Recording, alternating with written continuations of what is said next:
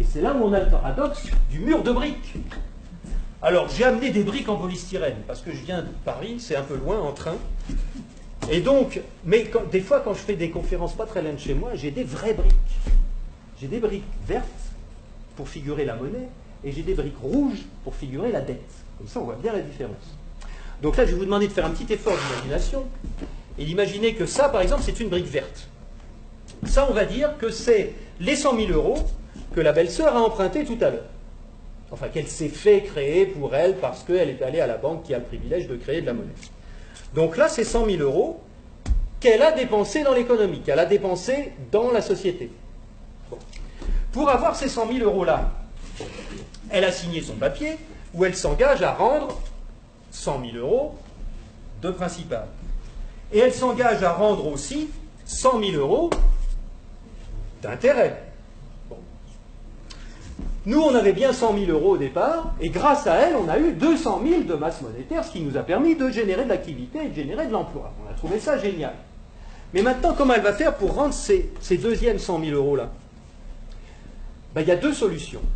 Soit elle est très performante, soit elle est très concurrentielle, soit elle fait des économies sur tout ce qu'elle peut et elle bosse 2 fois plus que les autres, et elle arrive à récupérer les 100 000 euros qu'on avait entre nous.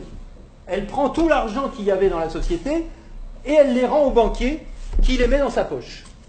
Elle a récupéré ces 100 000 euros d'intérêt. Mais nous, il n'y a plus d'argent dans la société. On ne peut plus rien faire, c'est la crise, c'est bloqué, on ne peut plus faire une seule transaction parce que tous nos comptes, ils sont à zéro. C'est elle qui a tout pris.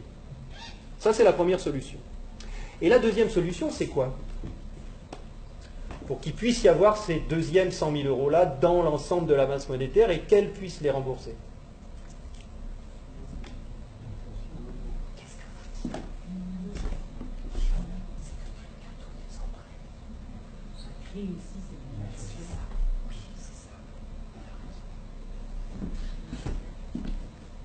La meilleure solution, c'est qu'il y a un autre emprunteur qui arrive, un nouvel emprunteur, qui aille voir le même monsieur banquier et qui dise, écoutez, moi j'ai besoin de 100 000 euros pour construire quelque chose.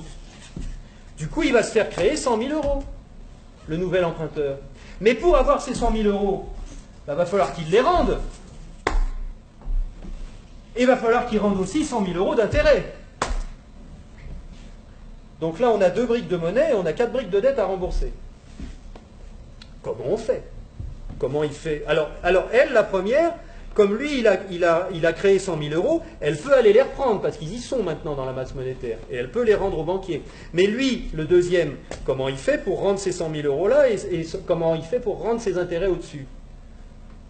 Bah, soit il pille tout le monde, et il arrive à vider les comptes de tout le monde pour les rendre au secteur bancaire, soit il y a un troisième emprunteur qui arrive et qui dit, pas de problème, moi je vais emprunter 100 000 euros. Mais en empruntant 100 000 euros, il s'engage à rembourser 100 000 euros de principal, plus 100 000 euros d'intérêt. Donc comment on fait pour rembourser les dettes ici? Sachant que si on rembourse toutes les dettes, il n'y a plus de monnaie. Et il en reste encore à rembourser. Donc pour rembourser ce qu'il y a au-dessus, il faut qu'il y ait encore un nouvel emprunteur qui arrive et qui dise, voilà, moi j'emprunte 100 000 euros, comme ça lui, celui d'avant, il pourra rembourser ses intérêts. Mais en empruntant mes 100 000 euros, je crée à nouveau 100 000 euros de principal. Le système s'écroule. Le système s'écroule. C'est le mur de la dette. Ça ne peut pas durer. Et c'est là où on en est en ce moment. Donc là, je pense que vous avez compris que c'est la raison principale pour laquelle toutes les entreprises, tous les politiciens, tous les responsables économiques trépignent sans arrêt pour nous dire il faut de la croissance, il faut de la croissance. Parce que c'est seulement en ayant de la croissance qu'il va y avoir des nouveaux emprunteurs qui vont arriver pour emprunter l'argent pour que les anciens emprunteurs puissent rembourser leurs dettes et leurs intérêts. Parce que s'il n'y a pas de nouveaux emprunteurs qui arrivent pour que les anciens emprunteurs puissent rembourser leurs intérêts, le système s'écroule. Et on est obligé de menacer les anciens emprunteurs qui ne peuvent plus payer leurs intérêts. On est obligé de les obliger à l'austérité, on est obligé de leur piller leurs biens nationaux. C'est ce qui se passe en Grèce en ce moment. Alors on va parler pour finir des pays du tiers-monde. Parce que alors là, le système dont je viens de vous parler, il est merveilleux parce que, bon, c'est très bien d'endetter une belle-sœur dans une petite ville, c'est très bien d'endetter une grosse entreprise dans une capitale, mais le top du top, c'est d'endetter tout un pays d'un coup. Et là, il y a des spécialistes de ça, il y a le Fonds monétaire international, il y a la Banque mondiale, il y a l'OMC, qui ont des individus, des équipes particulières qui vont dans les pays pauvres, en général où on peut trouver des ressources qui sont utiles aux pays riches, des ressources minières, des ressources géologiques, des ressources énergétiques, du pétrole, etc. Et on dit aux dirigeants de ces pays, est-ce que vous savez que vous êtes assis sur des montagnes de profits? Mais comment vous allez faire pour les tirer du sol, pour les extraire? Vous n'avez pas d'usine, vous n'avez pas de route, vous n'avez pas d'ouvriers, vous n'avez pas de savoir-faire, vous ne savez rien. Et pourtant, Dieu sait que vous pourriez vous enrichir, et enrichir votre population. Ben non, on ne peut rien faire, on n'a rien, on n'a rien. Bon. Ben écoutez, nous, on est le FMI, on est la Banque mondiale, on peut vous prêter des milliards de dollars. Et avec vos milliards de dollars qu'on va vous prêter, vous allez pouvoir exploiter vos ressources et nous rembourser haut la main sans problème. Mais il y a une petite clause dans le contrat de prêt, et de toute façon, vous ne pouvez pas y couper, c'est que vous allez avoir besoin de routes, vous allez avoir besoin d'un port pour que les pétroliers puissent aborder, vous allez avoir besoin d'un pipeline pour aller des puits de pétrole au port, vous allez avoir besoin de soldats pour protéger le pipeline des terroristes, donc on amènera aussi quelques soldats, et vous allez avoir besoin de beaucoup d'argent pour financer tout ça. Et à qui vous allez acheter tout ça? Où sont vos entreprises? Et on vous a dit, on n'a pas d'entreprise. Ah bon? Ben écoutez, c'est pas grave, nous on en a. En Occident, beaucoup, on en a plein. On a Halliburton qui fabrique des usines, on a Areva qui a besoin d'uranium, on a Bouygues qui fabrique des autoroutes, des ports, tout ce que vous voulez, on va vous faire ça aux petits oignons, pas de problème. Et c'est comme ça que ça marche. On vous prête 15 milliards, sous réserve que vous fassiez travailler nos entreprises, et de toute façon, vous ne pouvez pas faire autrement. Donc regardez bien ce que ça fait au point de vue monétaire. Il y a 15 milliards qui sont créés ex nihilo par le Fonds monétaire international et la Banque mondiale. Le Fonds monétaire international, c'est un organisme qui récupère quelques dépôts de la plupart des pays de la planète qui servent de garantie pour faire des crédits, des prêts aux pays sous-développés. Donc il y a 15 milliards qui partent de la Banque mondiale et qui vont sur les comptes du pays sous-développé.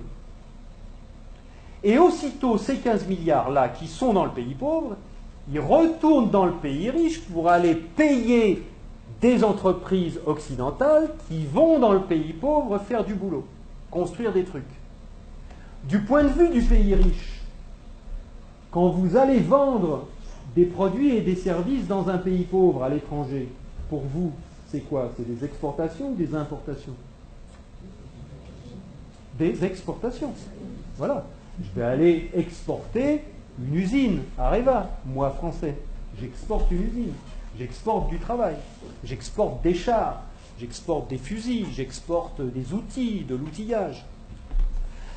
Donc, ce qui est génial, c'est que les 15 milliards qui sont partis des pays occidentaux, qui sont allés dans le pays pauvre, il y a des services qui sont exportés par les pays occidentaux envers les pays pauvres, et l'argent, qu'est-ce qu'il fait? Il revient dans les pays riches, les 15 milliards, ils reviennent. Bon. Et donc les 15 milliards, c'est comme si on avait eu une belle-sœur qui avait emprunté 15 milliards et qui nous les distribue, puisque les ouvriers des entreprises des pays occidentaux, les actionnaires des entreprises des pays occidentaux, ils vont avoir plus d'argent grâce à ces 15 milliards qui reviennent. Donc ils vont les dépenser dans l'économie, ça nous fait des transactions nouvelles, de l'emploi nouveau, qui va ruisseler dans notre économie. Mais ce n'est pas tout à fait comme si c'était des belles-sœurs qui les avaient empruntées, parce que les belles-sœurs, il aurait fallu qu'elles rendent les intérêts. Et donc qu'elles reprennent leur argent et qu'elles en reprennent le double et que nous, on ait des nouveaux emprunteurs qui arrivent pour payer les intérêts des nouvelles belles-sœurs. Là, non. C'est qui la belle-sœur qui paye les intérêts? C'est les pauvres. C'est les pays sous-développés. Et donc on a été leur construire des trucs qui vont nous permettre d'exploiter leur richesse. On a eu de la monnaie en plus qu'on a créée nous-mêmes en la faisant passer par les pays pauvres, mais qui revient chez nous net d'intérêts. Et qui paye la dette, qui paye les intérêts, c'est le pays pauvre. Et ils ont deux solutions. Soit ils empruntent à nouveau le montant des intérêts pour pouvoir nous les rembourser, ce qui double leur dette. C'est pour ça que des fois vous entendez des présidents de pays sous-développés qui disent mais c'est pas possible, on l'a déjà payé 15 fois la dette, comment ça se fait qu'il faut qu'on paye encore? Ben, c'est parce qu'ils ne peuvent pas la créer. C'est parce que pour rembourser des dollars, il faut qu'ils les empruntent. Puisqu'il n'y a que nous, les Occidentaux, qui peuvent créer des dollars pour les endetter. Et donc, soit ils empruntent pour continuer à payer leurs intérêts, soit ils vendent leurs ressources pour presque rien. Ce qui nous permet à nous d'avoir le niveau de vie qu'on a. Et d'avoir les ressources des pays sous-développés, qu'on a bien choisis parce qu'ils étaient riches en ressources dont on a besoin, et d'avoir le niveau de vie qu'on a, et d'avoir de l'essence pas chère, et d'avoir des iPhones pas chers, etc. C'est grâce à ça. Donc il faut réfléchir à ça aussi. Il faut savoir que si on a le niveau de vie qu'on a, c'est parce qu'il y a une prédation sur les ressources de la Terre entière qui nous profite.